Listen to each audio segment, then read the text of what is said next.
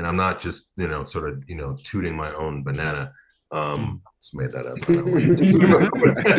But That's a visual. Thanks for chatting with me, guys. My name is Eric. I write for a website called The Gamer, and I really love the movie, and I loved your character, so it's an honor to have a chance to ask you guys a few questions. I appreciate it. Thank you. So the first thing I wanted to ask you about was Ape School. I'm so fascinated by Ape School. I've heard a lot of other interviews with you guys and other members of the cast talking about this 6-week training to learn about the physicality and the movement. But I'm curious, what are some other like big takeaways, or what impact did that have on you besides the movement stuff? You want to take it? Sure. Yeah, Peter, you can start. Okay. Peter, start. Yeah. Okay. So yeah, the physicality as a basis of movement and sort of holding space and moving around in the world as an ape. But more importantly, and I don't think that we could have done this without like the first few weeks of the physicality, it started to layer in language. Now, this is a world, many generations later, 300 years or so later, where apes have evolved to the point where their vocal anatomy has changed, where they can speak. And so what that is asking an audience to do is to believe that. And so what that's asking an actor to do is figure out how that works. And then that to me actually was just as challenging, if not more challenging, because we had to inhabit the world of the physicality, but also making it not sound like human beings speaking this text. Like a lot of my text, like Raka's fairly long-winded sometimes, and so I had to really dig in and try to figure out how I could make it less human, colloquial sounding, and that just that required a lot of imagination work and a lot of guidance with our movement director Alain Gauthier, who would ask us questions about like, well, what's your favorite food, or what is it, what does an ape feel like, what's if ape is anxious, if ape is processing new information, or if ape is curious, or ape is angry, or ape. So we had to sort of drop into all of these various emotional qualities, and then layer in language. So I think that outside of the physical, once we established the building blocks and understood the anatomy of the various apes that we were working with, to stack on top of consciousness, do you know what I'm saying? Stack on top of that consciousness, which I think was the ask at the end of the day, to not only for the ask of the actors to not only inhabit physically the physical space of a different species that's very similar to our own, but also to inhabit like this imaginary space of someone, of this creature being able to articulate itself, but not like a human being, but using human mechanisms. If that makes any sense.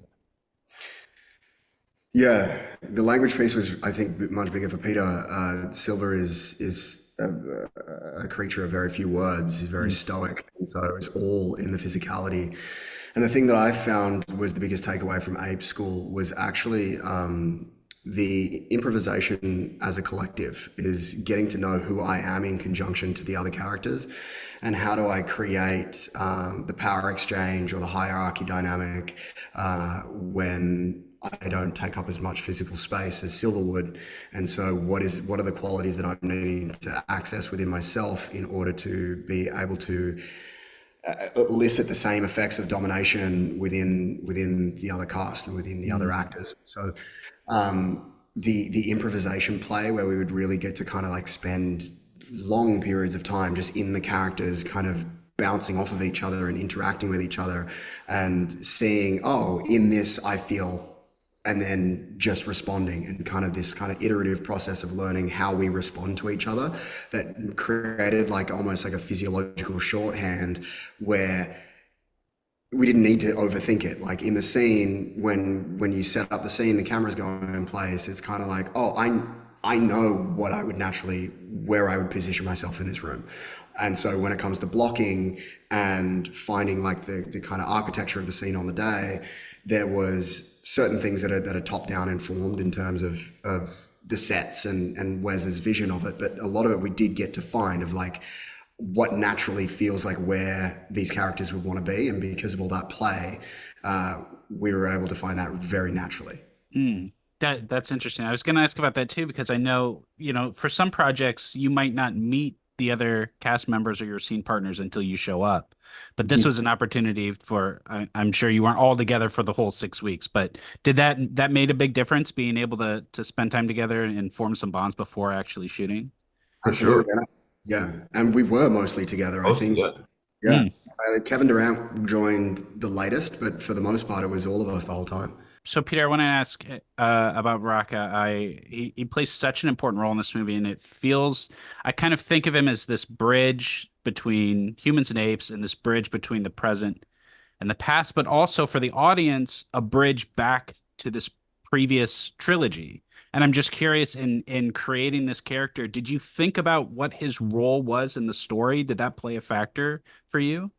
No, not that way. I didn't think of Mm. it that way. And like I only discovered it in watching the film and seeing people's reaction and just kind of, feel like the first, sort of extensive. I mean, there's a little tiny bit of humor in the very opening sequence when they're doing the climb for the egg Yeah, and there's some raspberries and there's some like show offy kind of stuff, but it's light, right? But then we kind of descend into this. The village gets invaded and there's like a lot of tragedy that Noah is experiencing that we're feeling for him. And so by the time that Raka shows up, it's sort of a welcome breath of fresh air.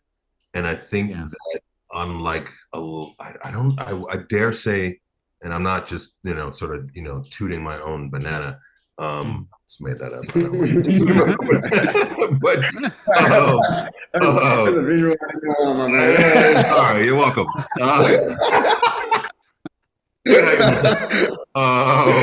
But I don't know that the character like that exists in any of the last three films, where he's like, like people like, oh, like you just want to give him a hug. And I just feel like he makes people feel good in the experience of when by the time he shows up. And you're right, he is a bridge from to the past. He is a bridge in like the order of Caesar, what we've learned about like the expansion the expanse of the consciousness of the ape world.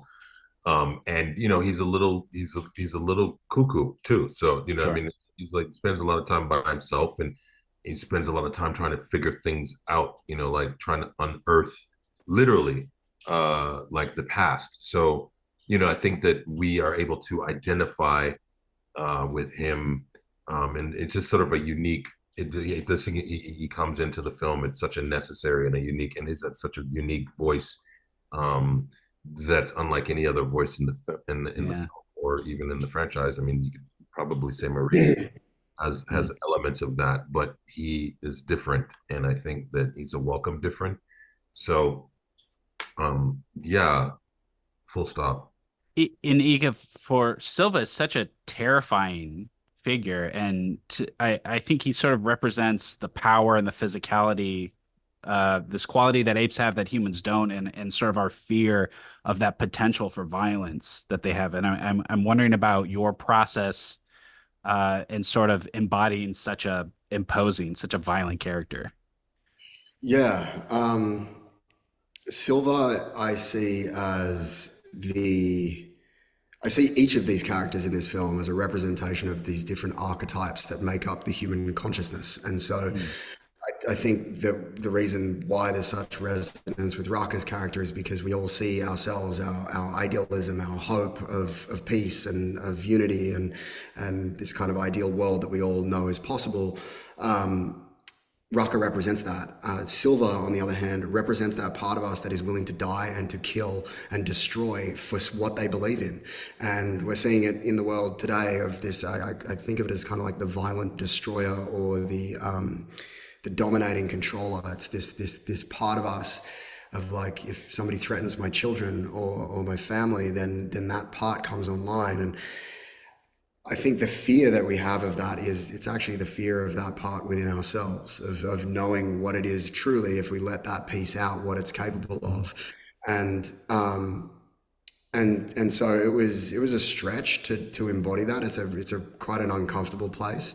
Mm. But I learned to really love it and really respect it, because I also realized that that's the piece that kind of gets me out of bed to provide for my family and protect. And so the positive qualities that come with that are, yeah, devotion, and the devotion that he has to this cause of Proximus Caesar's vision of what is possible for apes, and his kind of ideology in that is like anything, any sacrifice is worthy of making in order to bring this vision to life. And so the violence part, I think, is just kind of his language. I think he's grown up, at least in my imaginary backstory that I've written, with a lot of violence, and that was just that was the language. It was the language of control. The biggest, the strongest, the fastest, the meanest wins. And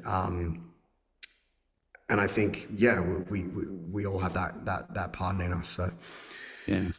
that's him. No, I want to say, and this is, I think, what makes Silva so terrifying is that uh, we'd go to the Sydney Zoo. I've gone to, a bunch of zoos, and we're studying, you know, um, apes, and you watch the crazy chimpanzees. I mean, this like seems like chaos, but there's an order to it. You Mm. see the sort of solitary, subdued nature of orangutans, and bonobos are very, Mm. strangely human.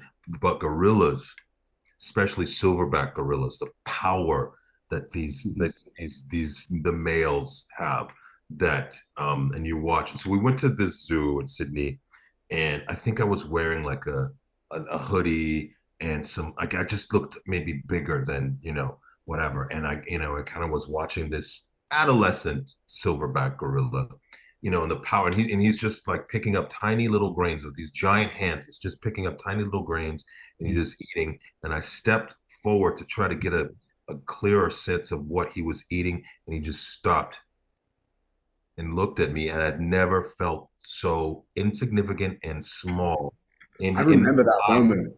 And I'm like, so what? And then this is a littler guy than Silva. Silva's a big, full blown, Yeah. mature silverback. But what is so terrifying is that you're like, this adolescent silverback could rip my arms out of the sockets and beat me to death with them. And then in that look, we see like the embodiment of violence and power. And when you see, like a full grown silverback run up on you on a horse and jump off, that whole sequence where he runs and he jumps and he's efficient, that shit is scary, because Yeah. it's like the articulation of that power that I witnessed just by being looked at by Yeah. this not fully mature, and he was about maybe 15 feet away, and I was like, oh wow, let me just, and like then the zookeeper was like, just turn your head, break eye contact, and just walk back slowly. You know what I mean? You're not a threat. I'm just like, golly. I was like, whoa. So they're powerful, powerful, powerful animals, man. And it's like these Yeah. creatures want to say I so. think sorry, I think powerful is the right word, and something that I've contemplated a lot around Silver is power versus force, and the overt violence that's necessary to be able to command that much power in a space is very different. Whereas Silver, like when juxtaposing Ras Samuel's character with my character, of he's so busy, he has to be doing so many things, and there's so much movement to him. He's always scratching, and versus Silver is just stoic. He's like, there is not a lot that he needs to do in order to move the world into the direction of what it is that he's trying to create. And so for me, it was a profound exercise in finding what that part of me is that doesn't feel like I need to force things. Of just like, it's like, no, the world will bend to my will, and holding that as like an energetic, especially in the improvs with other actors. Mm. Well, you do such a great job bringing that sense of power to life. So that's all my time. Thank you so much for yours. I appreciate Oh it. wow. Okay.